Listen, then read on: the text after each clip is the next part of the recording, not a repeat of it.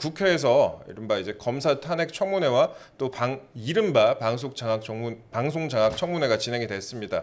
그런데 그 과정에서 난리도 아니었어요. 전현희 의원 발언을 놓고 아주 시끄러웠는데 국민권익위원회 간부 사망 사건을 언급을 하면서 김건희 여사를 살인자라고 이제 얘기를 했습니다. 그리고 또 전현희 의원이 김건희 윤석열이 죽였다라고도 했는데 이런 극단적인 발언 왜 나온다고 보십니까? 일단은 그 돌아가신 권익위 공무원께는 그리고 그 유족께는 다시 한번 명복을 빌고 위로의 말씀을 드리고요. 예. 그건 우리 정치권에서 사실 그분의 그 순직에 대해서는 다 같이 명복을 빌고 이런 일이 다시 발생하지 않도록 해야 됩니다. 그런데 그렇게 하려면 어떻게 해야 되느냐? 여야가 서로를 악마화하는 극단적인 정쟁을 끝내야 돼요. 그러면서 그 서로를 악마화하는 극단적인 정쟁의 틈바구니에 낀 공무원들을 자유롭게 해줘야 됩니다. 그렇죠. 소신 있게 일할 수 있도록 해줘야 돼요. 그런데 전현희 의원이 국회에서 이렇게 정말 입에 담을 수 없는 망언, 그건을 하는 것은 문제를 해결하는 것과 정반대의 방향으로 가는 겁니다. 그날도 결국에는 뭐 사실은 그 청문회가 저는 할 필요가 있었는지에 대해서 매우 의문을 갖고 있지만 결국에는 청문회도 파행을 빚었잖아요. 그렇죠. 그리고 이렇게 여야가 서로를 악마화하는 그런 정쟁의 무한 반복이 되면은 결국에는 그 사이에 낀 공무원들이 괴로워집니다. 이 돌아가신 그 권익위 국장도 그 어떤 부분도 스트레스를 받았다고 알려져 있냐면은 야당 의원들이 자료는 왜 제출 안 했냐고 문제를 삼으니까 그 야당 의원들 일일이 찾아가서 해명하는 그런 점에서 또 업무가 그 과중이 됐다는 언론 보도도 있습니다. 그런 일이 있었군요. 그래서 그 전현희 의원이 이렇게 입에 담지 못할 망언과 그건 하는 것이 그 자체로도 나쁘지만 사실은 그 배경과 의도를 우리가 추론해 보면은 정말 나빠요. 지금 오늘이 금요일이죠? 이제 내일이면은 민주당 그 전당대회가 서울 지역 대회가 있죠. 그러면서 남아 있는 게 지금 서울권리당원 투표, ARS 투표, 대의원 투표가 남아 있어요. 전현희 의원이 문제의 발언을 한 수요일이 그걸 임박한 시점에서 나왔습니다. 많은 분들이 그렇게 보시더라고요. 그러니까 민주당 그 전당대회에서 지금 전현희 의원이 처한 상황 때문에 의도적으로 이런 발언들을 계산해서 한 것이 아니냐. 그렇게 보는 분들이 많고 저도 그런 그 지적에 동의를 합니다.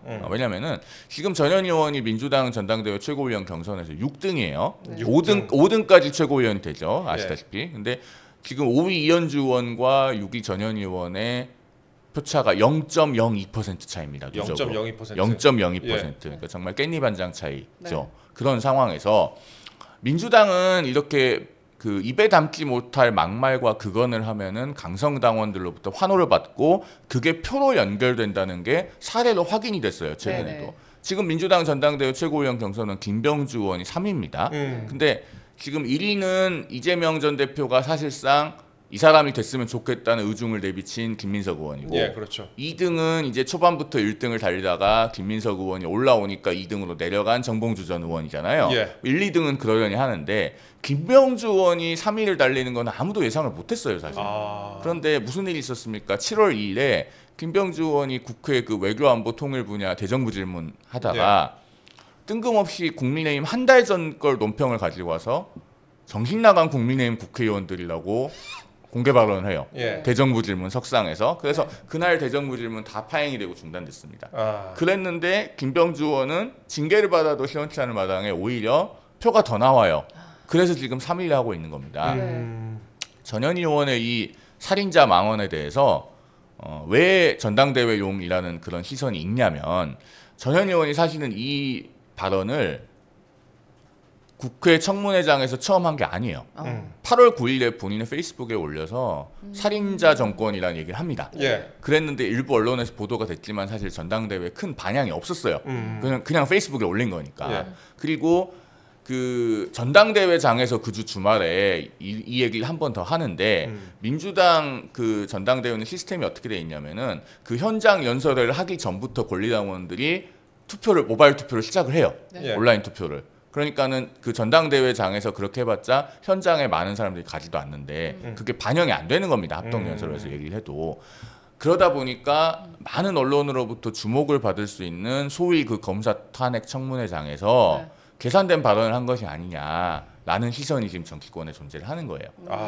근데 관련 상임위도 아닌데. 그러니까 제가 지금 안 그래도 그 말씀을 드리려고 하는데 이게 법사위에서 한 거잖아요. 근데 법사위는 권익위의 소관 상임위가 아닙니다. 그러니까. 국민권익위는 정무위 소관이에요. 예. 그리고 그 청문회라고 하는 게 소위 무슨 검사 탄핵 청문회랍시고 그 검사 탄핵 소추 사유를 찾아보겠다고 김영철 검사에 관해서 연 청문회 아닙니까? 물론 이제 김영철 검사 본인은 증인이 아니고 당사자이기 때문에 안 나왔고 나머지 증인들도 대거 불출석을 했고 사실 그 사안과 직접적인 관련이 있다고 보기가 어려운 이문정 검사 한 사람만 증인으로 출석을 했어요. 그렇죠. 그 이문정 검사를 증인으로 앉혀놓고 전혀 관계가 없는 권익위 국장 사망 사건 얘기를 하면서 갑자기 3단 고음으로 이렇게 살인자라고 외쳐서 언론에 떠들썩하게 온 언론에 도배가 된 겁니다. 그런데 정말 민주당이 건강한 정당이라면 이런 건 역풍이 불어야 맞아요. 우리가 보기에도 이건 너무 부끄럽다. 이건 도대체 그래도 민주당이 역사가 있는 정당인데 이렇게까지 품위를 떨어뜨려야 되겠느냐. 이런 사람은 당 지도부에 들어가서는 안 된다라고 하는 당원들의 건강한 자정작용이 있어야 되는데 앞서 이제 김병주 의원의 사례도 있고 더 거슬러 올라가 보면은 정봉주 전 의원부터가 오랜 세월 동안 그런 과격한 발언으로 본인의 정치적 입지를 축적해 온 분이라고 할 수 있어요. 그렇다 보니 이렇게 되면 이제 전현희 의원도 정말 살인자라고 하는 입에 담지 못할 망언에 힘입어서 지도부에 진입하는 것이 아니냐 이제 이런 우려마저 나오고 있는 거죠. 아이고 그럼 국회가 앞으로 또 더 경색될 것 같은 그런 걱정이 좀 듭니다. 그렇습니다. 예. 국민의힘은 전현희 의원 제명을 또 촉구하고 나섰는데요. 제명 결의안을 네. 제출했죠. 108명 네. 의원 전원의 연명으로. 네. 근데 전현희 의원은 또 여기에 대해서 김 여사를 지키려고 자신을 죽이려 한다 이렇게 반박을 하고 있습니다. 그 여소야대 국면에서 제명은 사실상 또 어렵지 않습니까? 그 제명이 현실적으로 쉽지 않은 것은 맞고요. 사실은 우리가 그 김남국 의원의 21대 국회에서의 그 코인 거래 문제야말로 그거야말로 정말로 그 직무윤리상 제명을 해야지 맞는 사안이었죠. 근데 이제 국회 그 윤리심사 자문위에서는 제명 의견이 나왔지만 결국은 그 윤리특위에서 소위에서 3대3 동수가 나오는 바람에 결국은 제명까지 이르지 못했는데 사실은 국회가 이렇게 국회의원들이 면책특권을 이용한다는 평가를 받을 정도로 이렇게 면책특권의 뒤에 숨어서 망언 그건을 반복하는 것은 반드시 일정한 지점에서는 끊어줘야 돼요. 근데 민주당은 송석준 국민의힘 의원에 대해서 또 맞불 놓겠다. 그런 걸 이제 네 글자로 적반하장이라고 하는 겁니다. 그래서 보니까 송석준 의원 그렇게 세게 얘기 안 한 것 같아요. 그러니까 송석준 의원이 하는 얘기는 저는 무슨 말씀이신지 이해는 돼요. 왜냐하면은 이제 돌아가신 분이 그 오랫동안 뭔가 이제 직무상 스트레스가 누적이 됐을 것 같은데 그러면은 전현희 의원은 국민권익위원장 언제까지 했습니까? 23년도 중반까지 했잖아요. 임기 가득 채워서 퇴임했죠? 맞나요? 그러니까 23년 6월까지 했을 거예요. 그 정도 했어요. 한번 확인해 보시고. 여름 정도 했습니다. 그러면은 그 김모 국장 돌아가신 분이 재직하는 기간 중에 최근에 상당 기간이 전현희 위원장의 재직 기간도 포함되지 않느냐라는 함의를 담아서 본인은 정말 아무런 책임이 없냐라는 취지로 이야기를 한 걸로 이해될 여지가 있어요. 그런 점에서 그걸 지금 민주당이 제명까지 이야기하는 거는 그야말로 적반하장이다. 라는 말씀을 드리고 싶습니다. 네, 지금까지 대변인의 그 전현희 의원 막말 논란 관련 발언이었고요. 그 다음에 저희가 오늘 마지막으로 광복절 논란에 대해서 좀 여쭤볼게요. 이게 저는 이렇게까지 이게 이럴 일인가 참 가슴이 아팠습니다. 어저께 좀 보면 가슴이 아팠는데 어제 광복절 기념식 행사가 추후에 반쪽 행사라는 얘기도 있고 그냥 뭐 따로 두 개를 치렀다 이런 얘기도 있는데 이제 이종찬 광복회장이 처음에는 건국절 추진을 이유로 문제를 삼았어요. 그런데 나중에 이제 정부가 대통령실이 이거 추진한 적이 없다. 건국절 추진한 적이 없다고 하니까 이후에는 김영석 독립기념관장의 사퇴를 또 요구를 하고 나섰습니다. 그 와중에 또 야권은 이제 친일몰이를 하면서 대대적으로 합세를 했는데 이 과정 좀 어떻게 보셨어요? 일단은요. 우리 누구도 그렇게 광복절 경축식을 분열돼서 치르는 것처럼 보이게 할 권리가 없어요. 왜냐하면 광복절 경축식이라고 하는 거는 우리나라의 독립을 기념하는 생일 잔치 같은 거 아닙니까? 그렇죠. 그 잔치상을 엎거나 잔치상에 재를 뿌릴 권리는 우리 후손들 중에 누구한테도 없습니다. 그 행사의 중심은 독립의 일로 매진하신 우리 독립운동가들, 그렇죠. 네. 순국선열들 그리고 그분들의 후손들이 돼야 돼요. 맞습니다. 그러면은 그분들 중에 누가 이렇게 분열된 것처럼 보이는 광복절 경축식을 치르는 나라 그런 독립된 조국을 꿈꿨겠습니까? 이종찬 광복회장이 우당 이회영 선생의 손자잖아요. 네. 그 우당 이회영 선생의 손자라는 것으로 독립운동가 후손으로서의 어떤 대표성을 부여받은 분인데 과연 이회영 선생께서 꿈에도 그리던 독립된 조국이 이런 모습이었겠는가? 사실은 저는 이종찬 그 회장의 행동이 매우 부적절했다고 생각합니다. 네. 그리고 또 이른바 건국일을 두고도 말이 많지 않습니까? 그 이종찬 회장의 이명박 정부 시절인 지난 2008년에 건국 60주년 기념사위원회 고문으로 위촉되기도 했습니다. 근데 앞뒤가 안 맞는 부분이 좀 있어 보이는데요. 앞뒤가 안 맞죠. 네. 앞뒤가 안 맞고 이종찬 광복회장은 김대중 정부에서 국정원장도 지내셨어요. 네. 그런데 그 1998년에 네. 광복절 경축식에서 김대중 대통령이 광복절 기념사를 하면서 그 대한민국 건국 50년사라는 네. 표현을 써요. 건국 50년사라는 표현을 씁니다. 네. 그러면서 뭐 그 건국 50년사는 뭐 어쩌고 저쩌고 하면서 쭉 얘기를 하는데 그때가 이제 대한민국 정부 수립 50주년이잖아요. 네. 건국 50년사라는 표현을 쓰는데 만약에 그런 한두 가지 표현만 가지고 그 건국에 관한 역사 논란을 문제 삼는다면 그러면 김대중 전 대통령까지 문제를 삼아야 돼요. 그런 점에서도 앞뒤가 맞지 않고 그다음에 방금 말씀하셨듯이 이종찬 광복회장이 2008년에도 네. 건국 60주년 기념 추진위원회 그 말씀도 하셨고 그다음에 2008년에 사실은 이런 광복절 경축식에서 좀 비슷하게 불성사 나온 장면이 연출된 적이 있어요. 예. 당시에 민주당 정세균 대표를 비롯해서 네. 민주당, 민주노동당, 창조한국당, 네. 야3당이 그 정부가 주최하는 광복절 경축식에 야당 3당 대표가 불참을 하고 백범 김구 선생 묘역을 따로 참배했습니다. 예. 근데 그때도 광복회는 왔어요. 네. 광복회는 왔는데 그런 일이 있었는데 그때도 왜 그랬냐면 명분이 뭐였냐 내세우는 명분이 이명박 정부가 건국절 재정을 추진하려고 한다라고 주장을 했습니다. 네. 그런데 이명박 전 대통령은 그때 2008년 광복절 당일에도 우린 건국절 같은 거 추진할 생각이 없다. 네. 라고 분명하게 천명을 했었고 실제로 우리 지금까지 건국절 같은 게 만들어졌습니까? 이명박 정부에서도 안 했고 박근혜 정부에서도 안 했고 현 정부는 지금 광복절이 벌써 3번째예요. 네. 그런 거 한 적이 없고 할 생각이 없다고 또 분명하게 밝혔습니다. 네. 정광삼 시민사회 수석이 광복회 찾아도 갔고 예. 정진석 비서실장도 그런 뜻을 전달했고 비서실장이 대통령과 다른 뜻을 전달할 수 있습니까? 그러니까는 건국절 논란은 정말 실체가 없는 거예요. 이런 걸 갖고 처음에 그 광복절 경축식 불참의 명분으로 삼았다는 거는 매우 이해하기가 어렵죠. 그런 상황에서 또 이종찬 회장이 통일절을 또 들고 나오지 않았습니까? 그냥 한민족이 하나 되는 날을 준비해야 된다. 뭐 이런 그러니까 저는 이야기인데요. 그 이렇게까지 말씀드리고 싶지는 참 않은데 네. 참 이렇게까지 말씀드리고 싶지는 않은데 이종찬 광복회장께서 인사에 대한 불만이 이 원인이 된 것이 아닌가라는 의구심이 들 정도로 여러 가지 말씀들이 좀 모순이 되거나 자연스럽지가 않아요. 네. 분명한 명분을 찾아보기가 어렵고 최근 인터뷰에서는 그런 말씀도 하셨어요. 무슨 뭐 김구 선생을 테러리스트로 격화시키려고 하는 뭐 거대한 작업이 진행되고 있다 이렇게 예. 말씀을 하셨는데 제가 그 말씀을 하신 라디오 인터뷰를 처음부터 끝까지 다 들어봤습니다. 근데 뭔가 구체적인 팩트나 근거가 잡히는 게 없어요.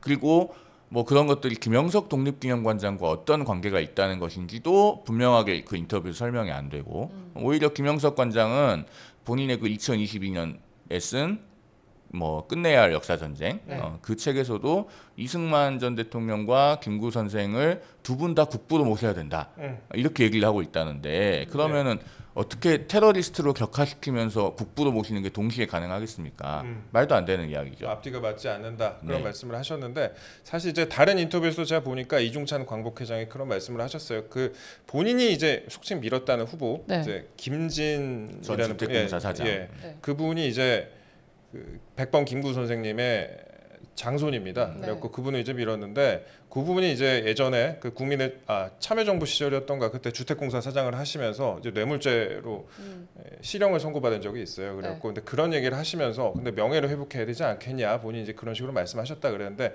그분이 그런 여러 가지 문제로 인해서 이번에 탈락을 했는데 그래서 혹시나 인사 관련해서 불만이 있어서 이러는 거 아니냐 그런 얘기도 좀 나오고 있습니다. 근데 이제 아까 말씀하셨던 대로 누구나 뭐 다양한 입장은 주장을 할 수가 있는데 네. 근데 과연 이거를 행사를 따로 치르면서까지 이렇게 진행을 해야 되느냐 과연 그 부분에 대한 이제 불만도 나오고 있는 것이죠. 지적도 나오고 있는 것이고. 그러니까 이게 참 아쉬운 게요. 네. 결국에는 이종찬 광복회장께서 이런저런 그 논란을 통해서 오히려 독립운동가 후손이라고 할 수 있는 분들의 어떤 그 널리 알려지지 않았던 문제점 내지는 그 부족한 점들이 더 드러나고 부각되게 하고 있는 것 아닌가라고 하는 아쉬움이 있어요. 예를 들면 그 방금 말씀하신 김진전 주택공사 사장 같은 경우에 네. 이게 이제 20년 전 일이지 않습니까? 그러면은 이종찬 회장이 굳이 독립기념관장을 추천하지 않았더라면 이런 일들이 다시 한번 수면 위에 올라와서 대중에게 널리 회자될 일이 없었을 거예요. 예. 저는 그 심사는